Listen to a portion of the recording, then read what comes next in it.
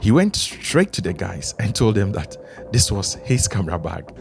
Hey guys, so that's my bag. I promise. It's not your bag. It is my bag. There are 2 cameras in there and a lens.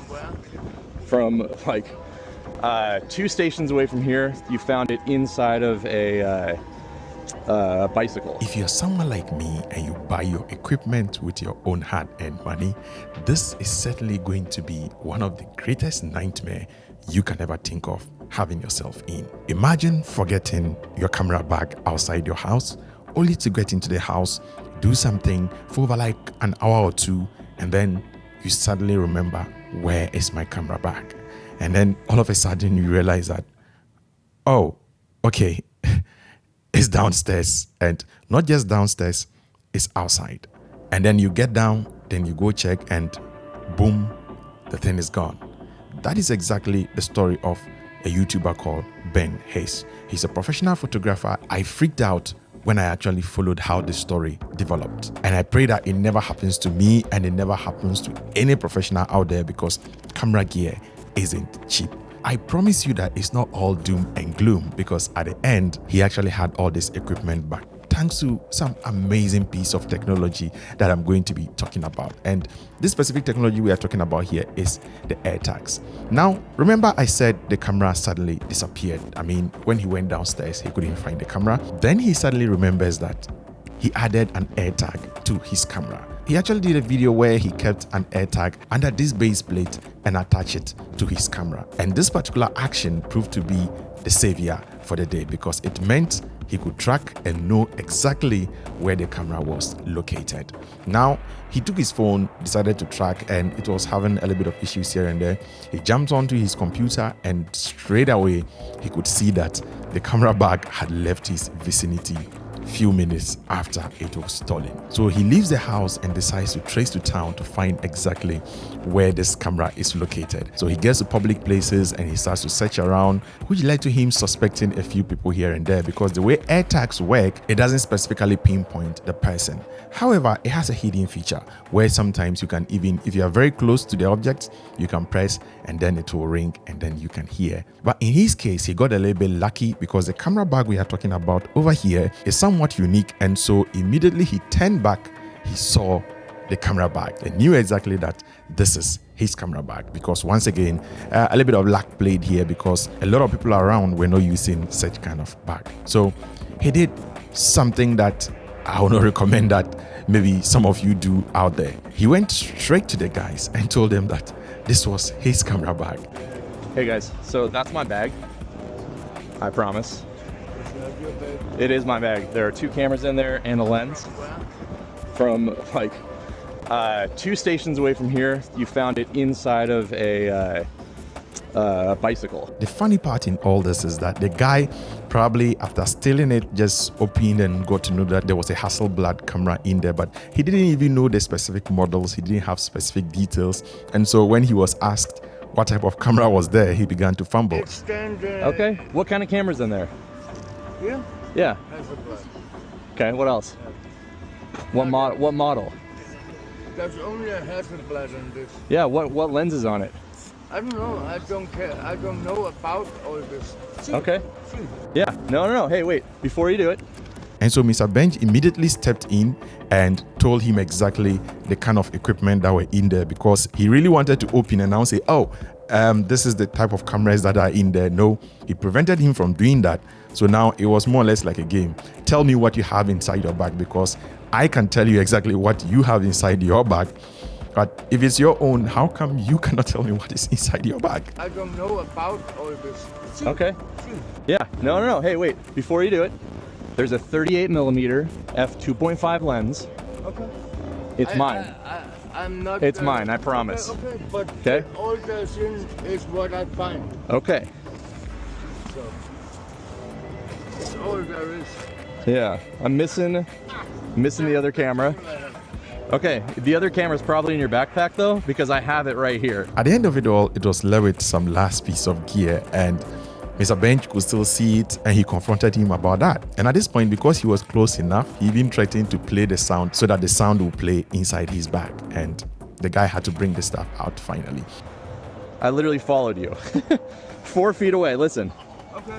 it's gonna ping in your backpack. Okay. That's good. So can I get it out? Thank you. Now, just before he handed it over, he started to hesitate. And so Mr. Benj made one of the most critical, I don't want to say error, that I wouldn't advise that any of you do.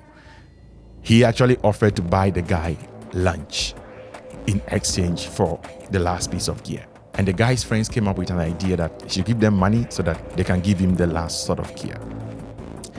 Honestly, I have mixed feelings about this because, first of all, you shouldn't go about giving money to thieves. Mr. Benj has his own take on this, which I totally respect because he actually found out that the guy was homeless, and so genuinely he just decided to offer the guy the money or buy him lunch because he just felt like doing so. If that is your thinking just on charitable basis, then hooray, I don't have a problem. You can easily do that. But at the same time, I don't think there should be any justification for stealing or taking stuff that do not belong to you, regardless of the situation. And that got me thinking that we live in a totally different world altogether, because in my country, in Ghana, West Africa, this absolutely cannot happen. This guy would have totally taken a beating before he's even handed over to the police. I mean, be it as it may, you may question that and all that, but that is also a heavy form of deterrent in my part of the world. And so I don't see Mr. Benji's approach happening in my part of the world at all. But at the same time, once again, kudos to Mr. Benj. I definitely respect the fact that you have such a kind heart to be able to offer this guy lunch, which was turned down, but later on you decided to actually give them the money that they were asking for. But if you look at over $25,000 worth of gear against giving somebody something like 5 coronas, I mean, it's still worth it at the end of the day. You cannot equate that amount of money to the amount he would have lost in case all this camera gear would have disappeared. Now, the other thing is that, like I already said, please do not go confronting people in case they steal your stuff. That is the story of how the AirTags help to save the day. Now, for those of you who do not know what AirTags are or how they work, I'm going to link a video in the description below, or click up here to watch that particular video.